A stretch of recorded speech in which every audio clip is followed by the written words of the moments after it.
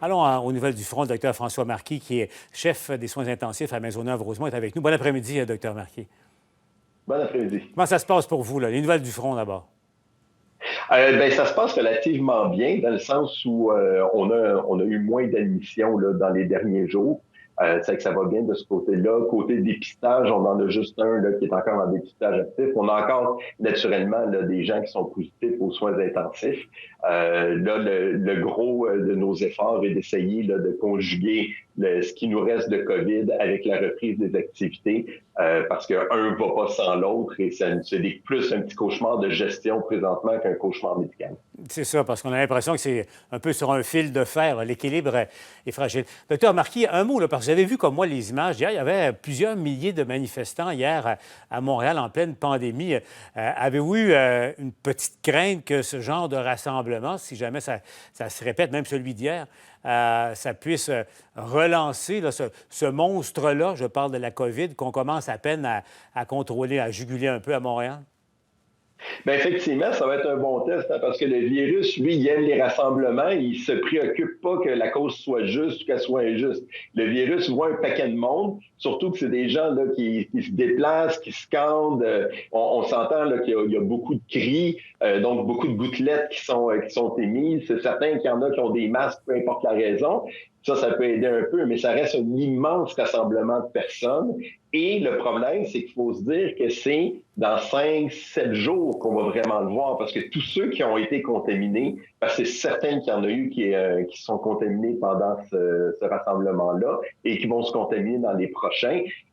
Effectivement, là, on ne le saura pas tout de suite. Ce qui est encore pire, c'est que s'il y a d'autres gros rassemblements, comme ça risque d'attirer pas mal les mêmes gens, donc, quelqu'un qui aurait pu être contaminé à la première manifestation va nécessairement pas être avec les mêmes gens à la deuxième manifestation. Et donc, on peut effectivement voir une recrudescence là, des cas là, dans une semaine et demie là, suite à ces événements-là. Oui, c'est ça. C'est le risque là, en ce moment. Donc, c'est ça. Imaginons par hypothèse quelqu'un qui a été contaminé hier. Il faut compter 5 à 7 jours avant que les symptômes apparaissent? Exactement. Et donc, il y a amplement le temps probablement d'aller à la prochaine manifestation et de contaminer des gens. Et là, le problème, c'est qu'il risque d'être dans ses premières journées où il va être symptomatique, où il va commencer à être symptomatique, probablement un des moments où il va être le plus contagieux. Et un peu plus tôt, la ministre de la Culture, Mme Roy, qui sera avec nous d'ailleurs plus tard à LCN, Dr Marquis, a annoncé qu'elle espère pouvoir permettre à nouveau ce qu'on appelle les arts de la scène au Québec avant la fête nationale du 24 juin prochain. Autre étape de déconfinement, quand on est médecin et qu'on dirige les soins intensifs d'un hôpital comme Maisonneuve-Rosemont, comment on accueille cette nouvelle-là?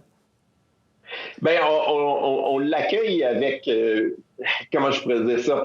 À un moment donné, il faut qu'on se déconfine et je peux parfaitement comprendre qu'on veut réouvrir les salles de spectacle. Maintenant, ça va être pour des raisons différentes un autre beau défi parce que souvent, ça peut être des gens qui vont rester dans un endroit plus confiné, un à côté des autres pendant plus longtemps. C'est un peu différent de notre manifestation.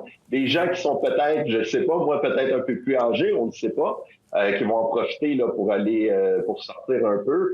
À partir de là, je pense qu'il va falloir être aux aguets et absolument surveiller. Et quand on va voir des petits nids d'éclosion sortir à gauche puis à droite, parce que c'est certain qu'il va en avoir, peu importe la stratégie de déconfinement, que ce soit à cause de nos manifestations ou de la reprise des activités culturelles, il va y avoir des îlots où il va y avoir des infections. Il faut avoir, là, comme médecin, l'œil ouvert et quand les gens vont commencer à arriver, parce qu'il va y avoir au moins quelques cas de plus, même si ce n'est pas une reprise pleine vapeur de la pandémie, et quand il va y avoir ces gens-là qui vont arriver, il va falloir tout de suite être capable d'identifier d'où ils viennent, c'était qui leur contact pour arrêter ça rapidement. Et on va cesser là-dessus, docteur Marquis. Au fond, ça, c'est ce que vous préconisez essentiellement au lieu de tout fermer, de tout confiner. C'est agir un peu comme un commando, en quelque sorte, agir vite, agir de manière très limitée, mais très efficace dans des lieux d'éclosion désormais.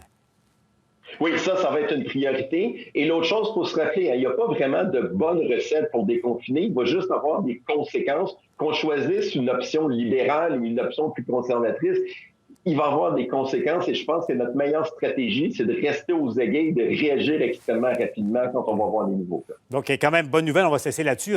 On n'en a pas beaucoup depuis quelques mois, Dr Marquis, là, 295 nouveaux cas au Québec au cours des 24 dernières heures. Donc, il semble que la courbe aille vers le bas. Bonne nouvelle. François Marquis, je vous rappelle, dirige les soins intensifs à Maisonneuve-Rosemont. Merci, Dr Marquis, d'avoir été avec nous. Merci. Au revoir.